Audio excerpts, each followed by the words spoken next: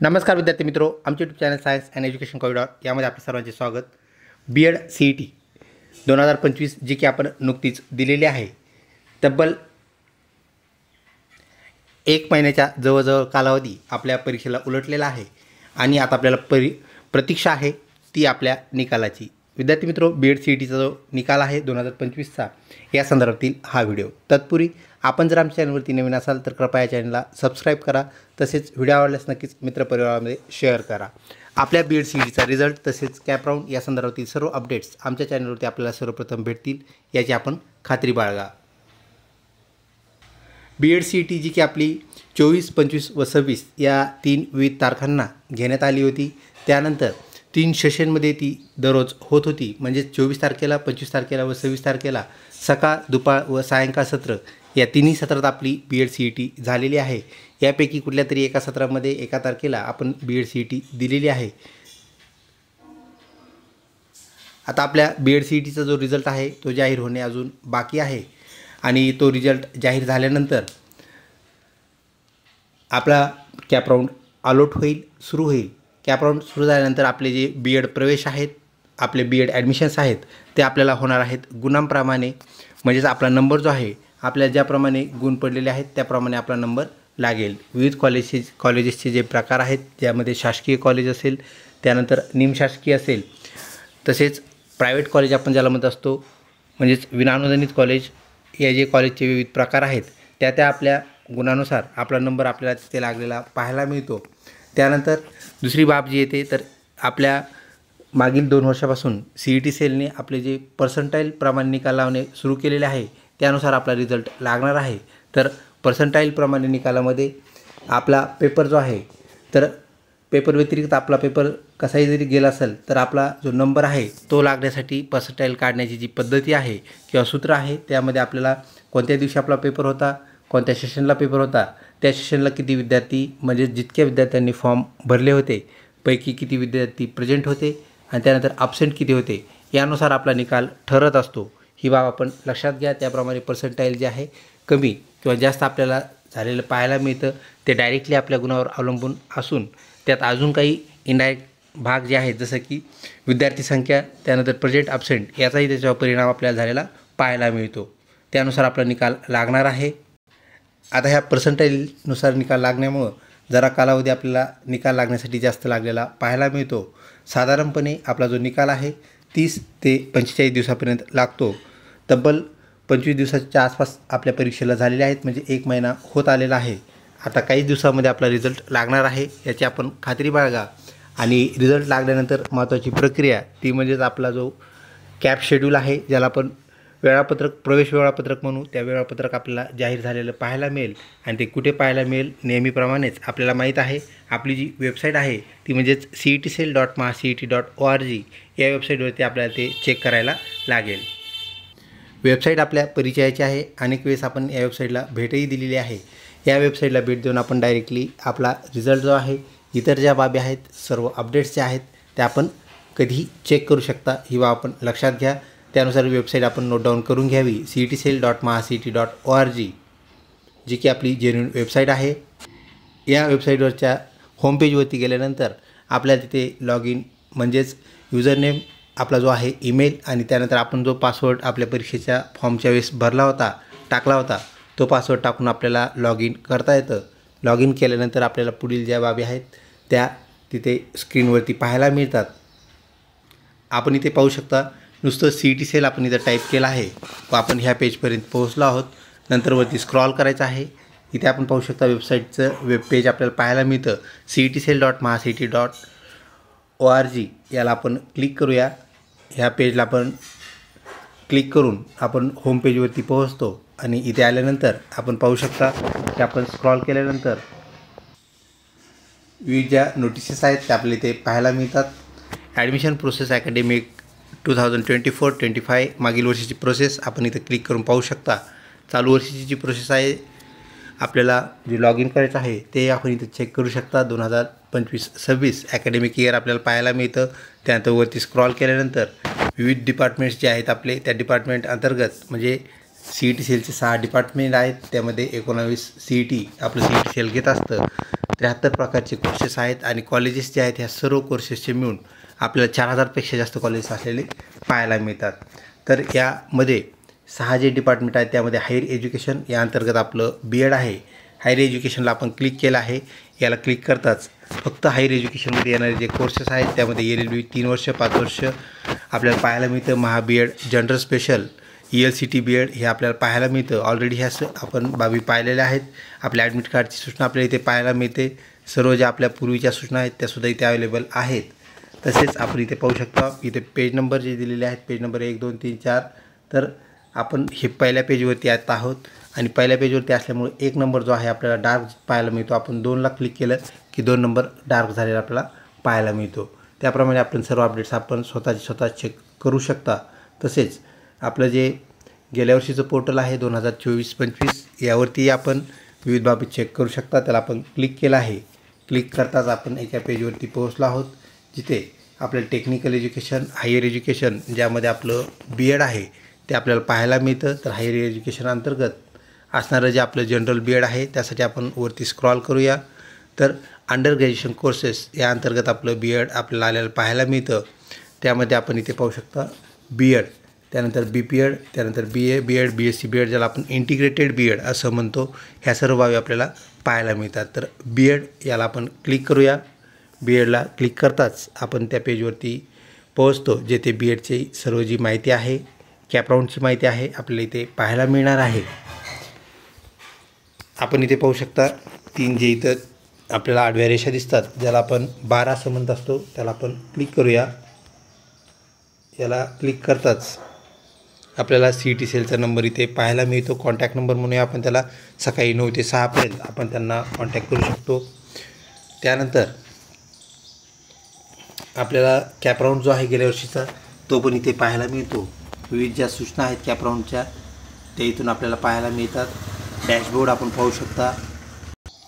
आपण ह्या 3 ज्या आडव्या रेषा आहेत ज्यांना आपण बार म्हणतो त्याला आपण क्लिक करताच आपल्याला एक मेन्यू इथं आलेला पाहायला मिळतो ज्यामध्ये home page, search college, check institute level, merit list हे आपल्याला पाहायला मिळतं. आपण सर्च कॉलेज याला क्लिक करूया. याला क्लिक करताच परत आपण एका पेजवरती जातो. तिथे परत आपल्याला अजून एक सर्च कॉलेजचा ऑप्शन आलेला पाहायला मिळतो. त्याला आपण क्लिक करूया जेणेकरून आपल्याला कॉलेजेस कसं सर्च करायचं ते पाहता येईल. व्हिडिओ आवडत असल्यास नक्कीच लाईक करा. मित्रपरिवारामध्ये शेअर करण्यास काहीच हरकत नाही. आपल्याला एक पेज इथं ओपन झालेलं पाहायला मिळतं ज्यामध्ये सर्च कॉलेज हा ऑप्शन आपल्याला पाहायला मिळतो. सिलेक्ट युनिव्हर्सिटी, कोणत्या युनिव्हर्सिटीमधलं कॉलेज तुम्हाला सर्च करायचं आहे. आपल्या महाराष्ट्रामध्ये असणाऱ्या ज्या विविध युनिव्हर्सिटीज आहेत, वेगवेगळ्या शहरामध्ये अवेलेबल असलेल्या युनिव्हर्सिटीज ज्या आहेत त्या युनिव्हर्सिटीजची लिस्ट आपल्या इथे पाहायला मिळते. आपण कोणत्याही युनिव्हर्सिटीच्या कॉलेजला चेक करू शकतो आणि ॲडमिशनसुद्धा घेऊ शकतो. त्यानंतर स्टेटस, कुठल्या प्रकारचं आपल्याला कॉलेज पाहिजे आहे तर त्यामध्ये आपल्याला गव्हर्मेंट कॉलेज पाहिजे असेल तर आपण गव्हर्मेंटला क्लिक करायचं आहे. गव्हर्मेंट ॲडेड म्हणजेच शासन अनुदानित कॉलेज आपण ज्याला म्हणत असतो. त्यानंतर university manage added college department त्याला आपण क्लिक करू शकता. ॲडेड मायनॉरिटी, त्यानंतर अनॲडेड मायनॉरिटी कॉलेजेस, त्यानंतर अनॲडेड कॉलेजेस. महाराष्ट्रामध्ये सर्वात जास्त कॉलेजेस जे आहेत तर 400+ कॉलेज आपल्याला या प्रकारात असलेले पाहायला मिळतात आणि सर्वात कमी जे कॉलेजेस आहेत ते गव्हर्मेंट कॉलेजेस असलेले पाहायला मिळतात. ही बाब या अनुषंगाने आपण लक्षात घ्या. कॉलेजचे अनेक प्रकार आपल्याला महाराष्ट्रात पाहायला मिळतात त्यानुसार आपल्याला ते इथे अवेलेबल आहेत. तर आपण सध्या काय करूया, आपण पाहूया ऑल कॉलेजेस. तर ऑल कॉलेजला आपण क्लिक ऑलरेडी केलेलं आहे. त्यानंतर मीडियम जे आहे मग आपल्याला कोणत्या मीडियममधून BEd करायचं आहे त्यामध्ये मराठी मीडियम ज्याला आपण जनरल BEd असं म्हणतो, इंग्लिश मीडियम ज्याला आपण ELCT BEd असं म्हणतो, उर्दू माध्यम आणि हिंदी माध्यम त्या माध्यमाचे जे विद्यार्थी आहेत त्या विद्यार्थ्यांनाच फक्त त्या माध्यमातून प्रवेश मिळतो. ही गोष्टसुद्धा आपण लक्षात ठेवा. तर जनरल जे आपण BEd करणारा असणारे विद्यार्थी आहेत त्यामध्ये सगळ्या कॅटेगरीचे ऑल विद्यार्थी जे आहेत जनरल विद्यार्थी तर ते मराठी BEdसाठी ॲप्लिकेबल आहेत. तसेच ते स्पेशल BEd ज्याला आपण विशेष BEd असं म्हणत असतो तर त्यासाठी सुद्धा ते ॲप्लिकेबल आहेत. त्यानंतर सिलेक्ट कॉलेज टाईप, कोणतं कॉलेज आपल्याला पाहिजे तर कॉलेजचे 3 प्रकार आपल्याला महाराष्ट्रामध्ये पाहायला मिळतात. एक को एज्युकेशन ज्याच्यामध्ये गर्ल्स आणि बॉईज दोघांना पण ॲडमिशन मिळतं. त्यानंतर गर्ल्स कॉलेज आहेत ज्याला आपण वुमेन कॉलेज असं म्हणतो, तिथं फक्त गर्ल्सलाच ॲडमिशन मिळतं. ही गोष्ट लक्षात ठेवा, बॉईजला तिथं ॲडमिशन नाही आहे. आणि बॉईजचे जे कॉलेजेस आहेत तर ह्या कॉलेजेसमध्ये फक्त बॉईजला ॲडमिशन मिळतं, हे सुद्धा आपण लक्षात ठेवा. अशा प्रकारचं एकही कॉलेज महाराष्ट्रामध्ये नाही आहे. तर आपल्याला 2 प्रकारचे पॉप्युलर कॉलेजेस आपल्याला पाहायला मिळतात पॉप्युलरली, ज्यामध्ये को एज्युकेशनमध्ये मुलं मुली एकत्र आणि गर्ल्स एज्युकेशनमध्ये फक्त वुमन्स किंवा गर्ल्स आपल्याला पाहायला मिळतात. तर इथे सुद्धा आपण ऑल ठेवूया आणि सिलेक्ट कोर्स, कोणत्या कोर्सला आपल्याला ॲडमिशन, कोणते कॉलेजेस पाहिजे. तर बीएडचे, हे बीएडचा अर्थ आहे जनरल बीएड, हे लक्षात ठेवा. हे जनरल बीएडसाठी त्यांनी बीएड लिहिलेलं आहे, स्पेशल बीएडला इथं स्पेशल लिहिलेलं आहे. तर आपण ऑल ठेवूया. तर ऑल ठेवल्यानंतर आपल्याला कॉलेजेस इथे पाहायला मिळतील आणि कॉलेजची लिस्ट आपल्याला इथं खाली आलेली पाहायला मिळते. त्यामध्ये असणारे विविध जे बाबी आहेत, त्यामध्ये कॉलेजचा इन्फॉर्मेशन, कॉलेज कोड, कॉलेजचं नाव आणि पत्ता, त्यानंतर कोणत्या युनिव्हर्सिटीमध्ये ते कॉलेज आहे, माध्यम कोणतं आहे, ते कॉलेज कोणत्या प्रकारचं आहे, म्हणजे गव्हर्नमेंटचं कॉलेज आहे कोणतं आहे, स्टेटस, कॉलेजचा टाईप, इनटेक कॅपॅसिटी आणि मेथड्स, या गोष्टी आपल्याला पाहायला मिळतात.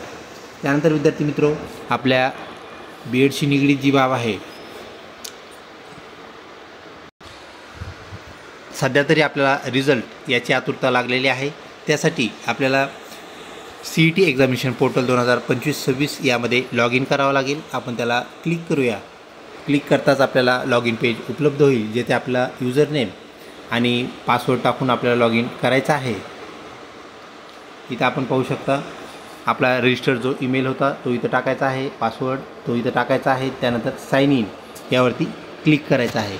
तर आता एक गोष्ट लक्षात ठेवा, ज्यांची पासवर्डचा प्रॉब्लेम झाला असेल, पासवर्ड विसरला असेल, हरवला असेल, तर त्यांनी सुरुवातीला इथं ईमेल टाकायचा आहे. जो परीक्षेला आपण दिलता फक्त तोच ईमेल चालतो, ही गोष्ट लक्षात घ्या.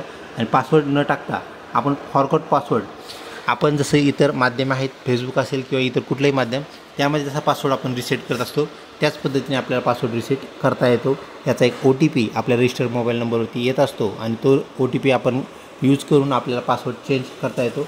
लक्षात ठेवण्यासारखा पासवर्ड, सोपा असणारा पासवर्ड आपण ठेवायचा आहे, ज्याचा आपण एज्युकेशनली चांगल्या प्रकारे वापर करू शकू आणि त्याप्रमाणे आपल्याला लॉग इन करायचं आहे.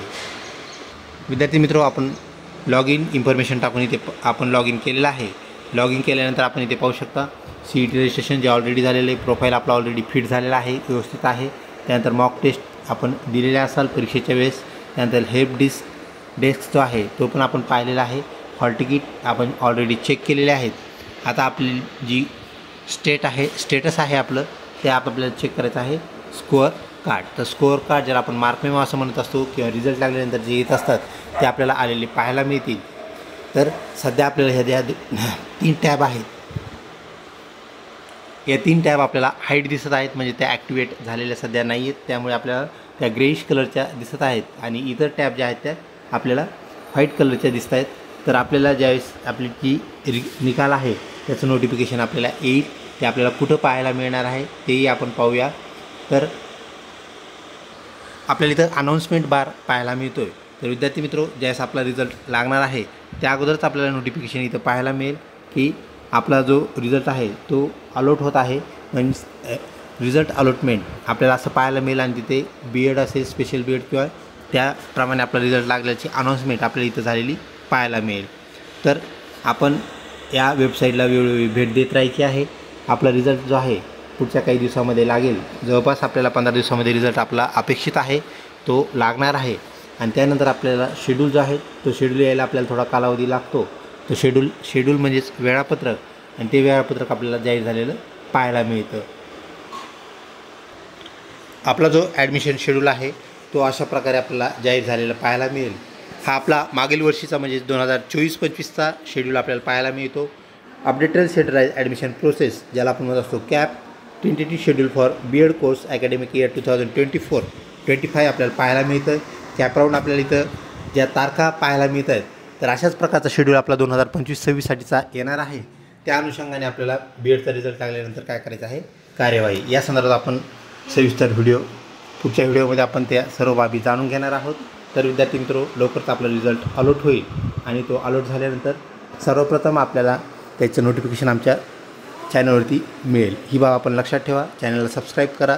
व्हिडिओ आवडल्यास नक्कीच मित्रपरिवारामध्ये शेअर करा. लवकरच भेटूया पुढच्या व्हिडिओमध्ये. तोपर्यंत धन्यवाद.